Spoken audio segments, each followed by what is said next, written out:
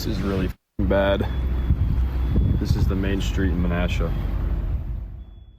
Yeah, and Main Street, Menasha right there. This is following that devastating tornado that plowed through the region yesterday. It's the Fox Valley region of Wisconsin. It left extensive damage, widespread power outages, enforced road closures, and overnight curfews in some of the communities. Look at the drone shots right there. It wasn't one little neighborhood. It looked like it stretched for a long way. Joining us now to discuss the recovery efforts is Wisconsin State Representative Nate Gustafson, who represents the 55th Assembly District and grew up in Appleton. Sir, thank you so much for joining me. I appreciate it.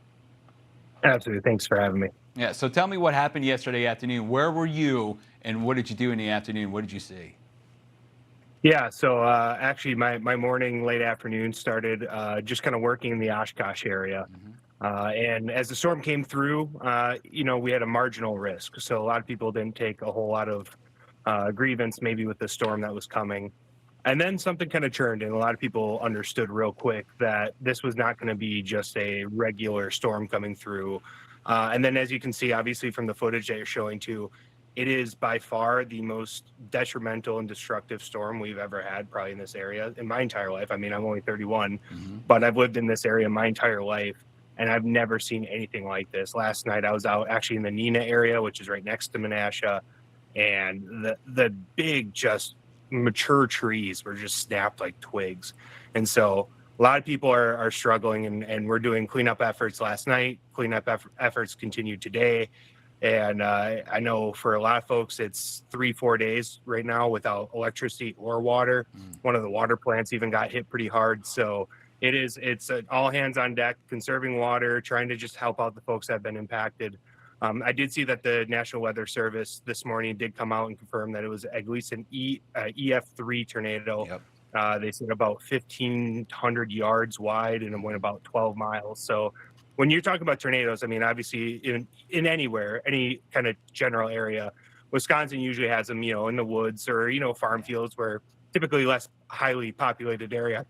That's what makes this one so, strange or extra, from what it actually was, is just because of the fact that it hit a very densely populated area. And so it's going to be quite some time. It's definitely going to change the landscape forever for that area for sure. Nate, I was on the air yesterday when it was happening, and we looked at the correlation coefficient. Essentially, it shows you where the debris is located, and it was right there south of Appleton. Now, you grew up around that area, and when I see something like that, you knew it was a populated area, like you said. Have you gone back there? Have you seen the landmarks? I mean, when you see the landmarks taken away, it's almost hard to get around, even though you grew up in the area. Yeah, when I was actually out in Neenah area, as I said, because that's the only area you can really even get access to unless you're a first responder.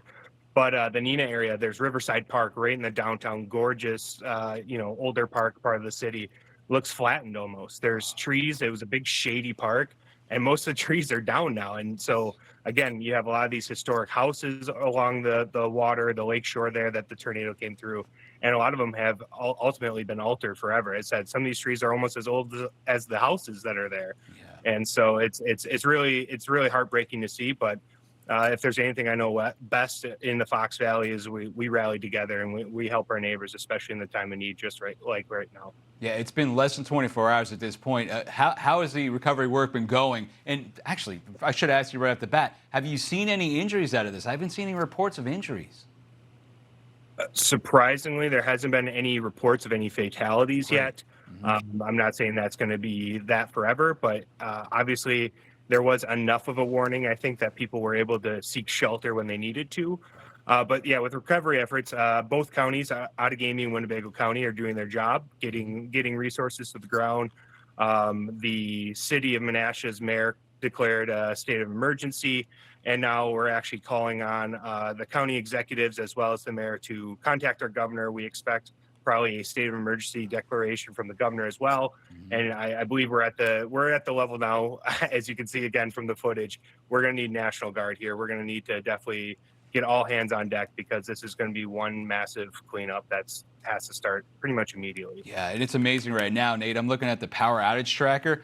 47,000 customers without power. That's actually down from where you were before. It was closing in on 250,000 at one point yesterday. Yeah, absolutely. The couple different grids kind of come into a cross section in that area. So they're working diligently. I've seen the linemen out there absolutely doing what they can to restore power, especially from the outskirts first, because again, at the heart of it, if there's some footage, there's some pictures I've seen in Menasha down 3rd Street where every single telephone pole is down across the road. Yeah, And it is, unbelievable. again, we've never seen anything like this in this area before. Yeah, Nate, I appreciate you taking the time and talking to us about it. I'm sorry it happened to your place, absolutely. And good luck going out there the next couple of weeks, because I know the cleanup is going to be a massive job. Thank you, sir. Yeah, absolutely. Keep the Fox Valley in your prayers. Absolutely.